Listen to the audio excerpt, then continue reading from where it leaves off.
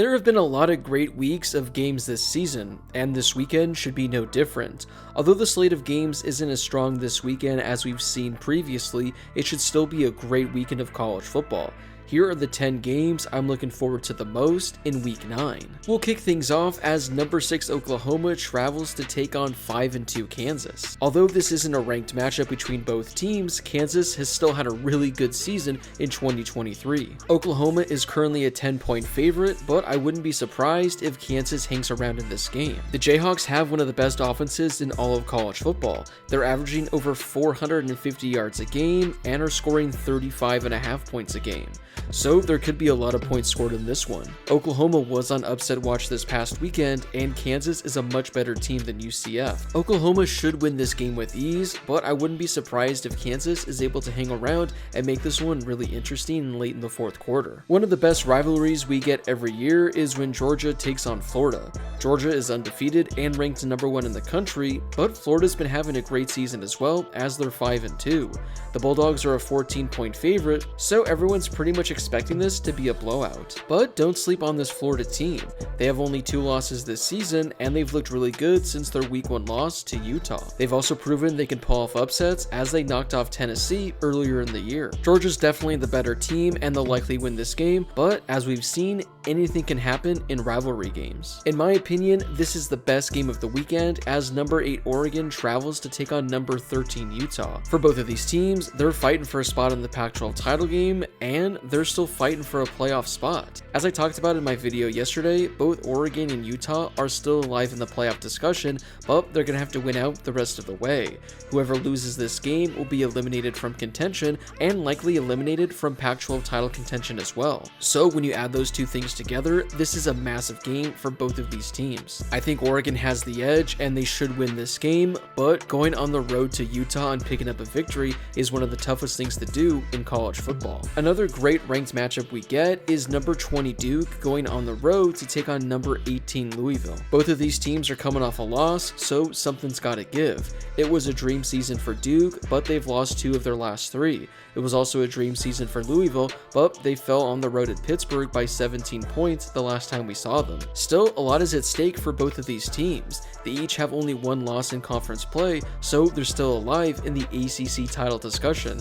Whoever loses here will be eliminated, and whoever wins will still be fighting for that spot in the ACC title game. Louisville has one of the best offenses in all of college football this season, so it's going to be exciting to see what they do at home in this ranked matchup. Meanwhile, for Duke, I'm not sure if Riley Leonard is going to play, so if he's out, this could be a lot for the Blue Devils to overcome. Number 21 Tennessee goes on the road to take on a 5-2 Kentucky team. This is a Kentucky team that honestly could be ranked, so this should be a fun one. Tennessee's coming off a loss on the road at Alabama, meanwhile Kentucky is coming off back-to-back losses. It's been a rough season for Tennessee as they've looked good for a number of games, but they've also looked bad when they played really good opponents. The same could be said for Kentucky, who started the season undefeated, but have lost back-to-back games against ranked Georgia and ranked Missouri. Both of these teams are pretty much eliminated from reaching the SEC title game, but still, picking up a win here will be massive for both programs moving forward the rest of the season. Before we get to the rest of the games, I'd like to share with you guys how you can win money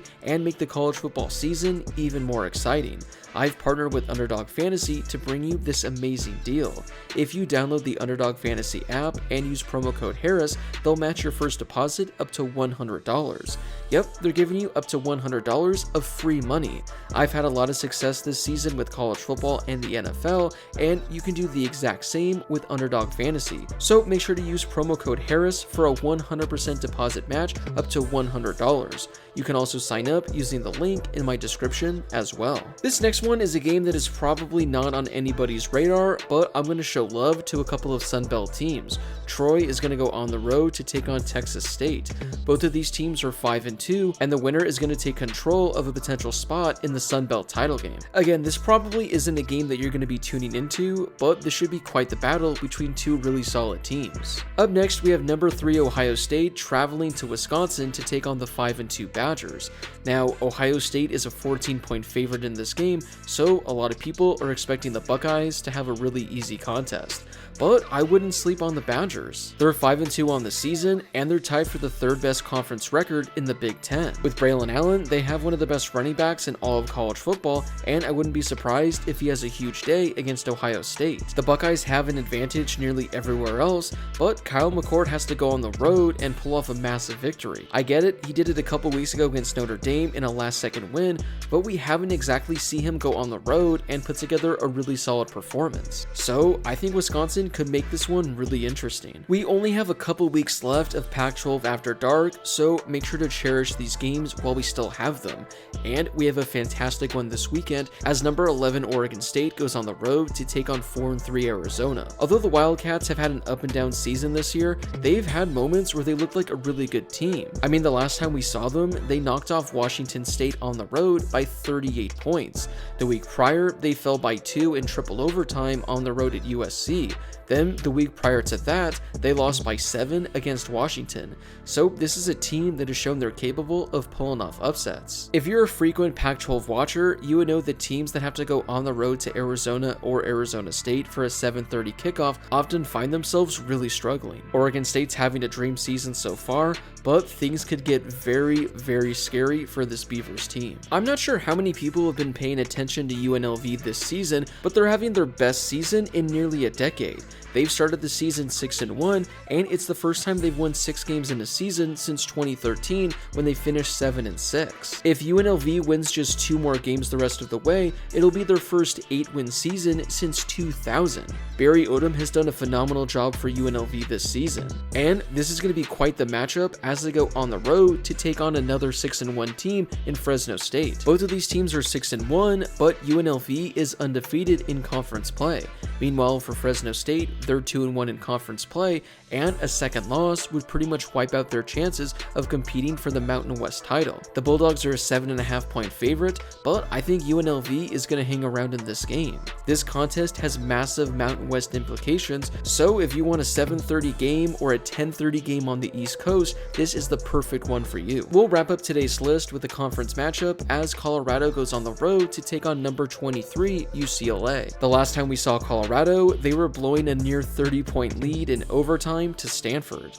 This is a Buffaloes team that has dropped 3 of their last 4 games, and their lone win came in a last-second field goal over Arizona State. Meanwhile, for UCLA, they're 2-2 over their last 4 games, but they're still alive in the Pac-12 discussion, so every win for them the rest of the way will be massive.